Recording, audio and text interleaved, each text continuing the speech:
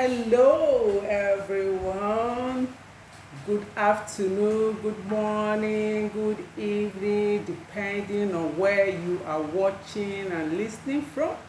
Princess Kate Osamede Emiko is my name, and I'm the coach at the Jesus Wants You Fit Diet Academy, and also a certified Nesta fitness and nutrition coach.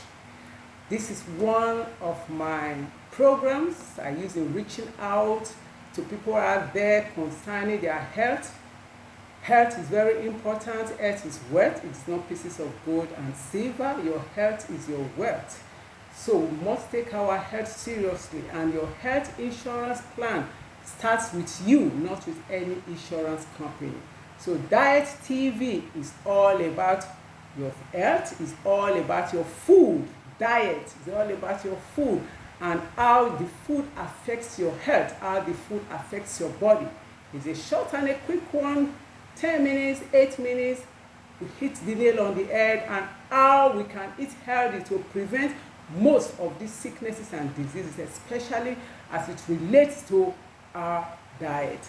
So today, last week we talked about the African diet, breastfeeding, and how I was able to roll out a meal plan for a breastfeeding mother based on the African diet. So today, I want to talk about something very, very important, a condition that we must take seriously, so rampant everywhere, and that is high blood pressure. What is the relationship between diet, between what you eat and high blood pressure? Is there any relationship between your food and high blood pressure? Commonly called hypertension, and it is also a silent killer. Why is it a silent killer? Because it does not give symptoms. Most times you don't even have any symptoms, except when the numbers are so high, like 180 over 120. That is when you start having severe headache. That is when you start vomiting. That is when you start having all sorts of pains and nauseating attitude. Imagine when a blood pressure that is supposed to be normal, like 120 over 80, now gets to a terrible stage of 180. That is terrible. So normally it does not give sign. You might just be walking about. I've heard of stories from clients, so first-hand information of how some of them, at times it is their spouse or their family members, walked into the clinic to complain of headache. And the first thing, of course, when you visit the hospital or visit the clinic, the first thing they do is to take your vital signs. And part of the vital signs, your blood pressure is included.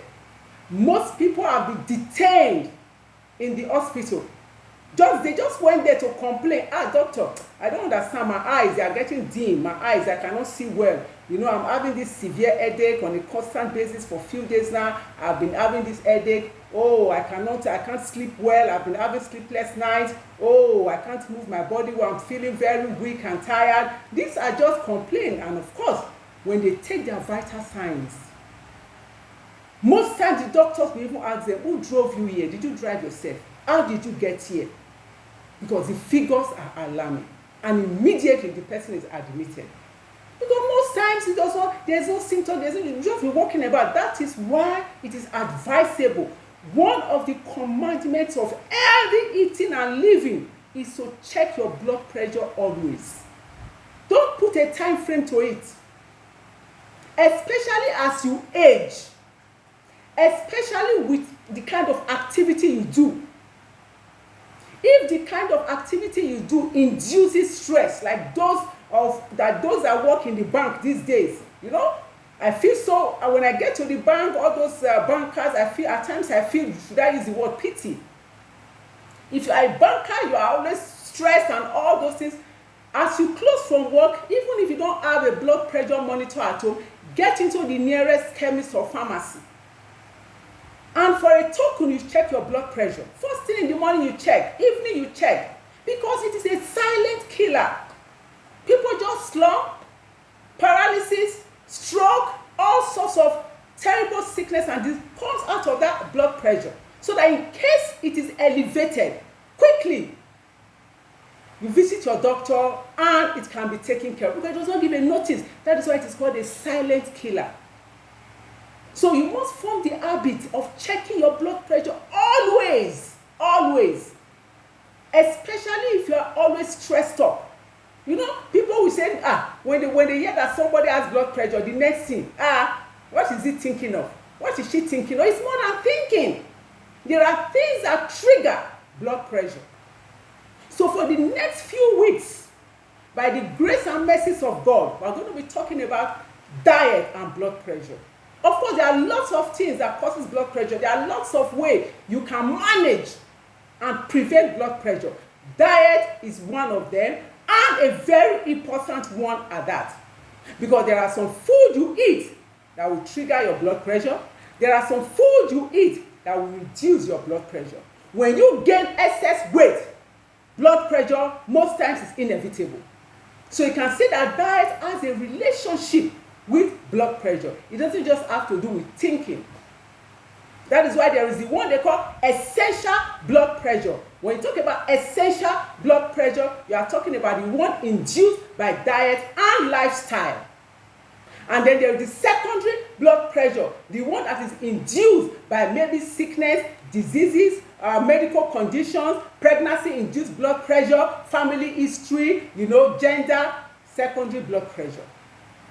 But it is the best thing is to prevent this thing from happening to you. That is why you need to do a constant check. When we often talk about blood pressure, I'm going to try and explain it as simple as I can because I'm not a medical doctor. But I know that when we talk about blood pressure, meaning your heart, there is pressure on your heart to pump blood around the body. You know when something is under pressure, it is not healthy. So your heart that is supposed to be pumping blood normally, normal without stress, now the heart is being stressed up to pump to do its job. The heart is being stressed up to do its job of pumping blood. So there must be something causing that stress. There must be something causing that pressure. So what is that thing that causes the pressure? And like I said, I'm going to zero it around food. I know a lot of people watching me now under the sound of my voice. You must have heard of different reasons. There are different videos. They are all over, but it is never enough. So that you keep hearing it, and then you keep doing what you are supposed to do, because prevention is better than cure. Now, what are those lifestyle habits or lifestyle that can trigger blood pressure? Now, we know that blood pressure is when there is pressure from your heart, when your heart is under pressure to pump blood to the arteries wall, passing through pressure. So what are those things? Talking about lifestyle, and I'm also going to go into diet. It's not just going to end in one day. It's going to be throughout this month by the mercies of God. Smoking puts pressure on your heart. Smoking habits put pressure. This is lifestyle. Then when you are also overweight, it puts pressure. So imagine a car that is supposed to carry like 5 bags of rice. I'm just going to make it as simple as an example so you get a picture of what I'm talking about. Imagine a vehicle that is meant to carry those 5 bags of rice. And that vehicle is now carrying 50 bags of rice. What do you think will happen to the shock absorbers? What do you think will happen to the brake pad? What do you think will happen to the state of that car in another 1 or 2 years' time? Of course, it will not be the same with the one that carries 5 bags. Because you are putting too much pressure on the springs, you are putting too much pressure on the blocks, you are putting too much pressure on the everything that is used to make that car that is supposed to carry 5 bags of rice, and you are now using it to carry 50 bags. So that is what happens to the body. When you are obese, your weight is excess. That is already pressure on your heart. So obesity is a trigger for high blood pressure. Smoking is a trigger for high blood pressure. Imagine inhaling smoke. First-hand smoker and the second-hand smoker, they are both at risk. So smoking and alcohol, oh my God. Alcohol is a terrible trigger for high blood pressure. And one thing about high blood pressure, this is just an intro talk. We are still going to, I said 10 minutes, 8 minutes. This is just an intro talk. We're going to be talking about high blood pressure throughout this month, the new month of May. One thing about high blood pressure, forget about those olden days when they say, high blood pressure is old people's sickness. These days, it is no longer old people's sickness. Don't be fooled. It is no longer sickness meant for those that are 35 and above. No. Do you know that a baby they just gave birth to can have high blood pressure? There is child high blood pressure, teenage high blood pressure. Teenage high blood pressure is mostly seen among kids that are very obese because of what they eat. Yes, baby high blood pressure, those are medical conditions. And also, your medication can also trigger your blood pressure. So that's why I say there are lots of reasons that trigger high blood pressure. But the frightful part of it is that no symptoms, no signs. It is when it gets to the peak that you start having terrible migraine, vomiting, nose bleeding, all sorts of things. You might not even still recognize as high blood pressure, and then you make a complaint. If God permits, mercy is on your side, you might survive it. If not, some people just get into stroke, paralysis, all sorts of things begin to happen. Kidney disease, kidney failure.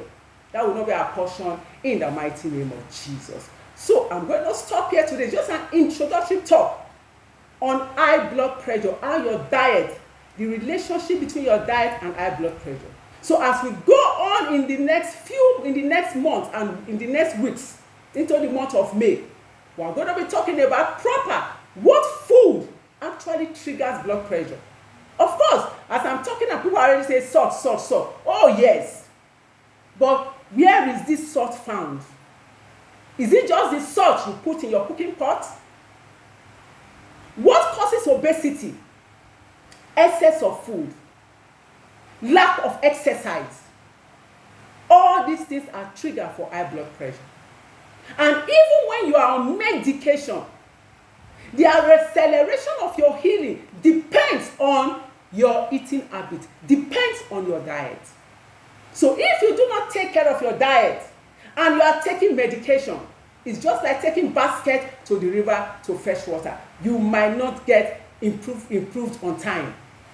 I was speaking to a lady this morning that has issues. She has issues with high cholesterol.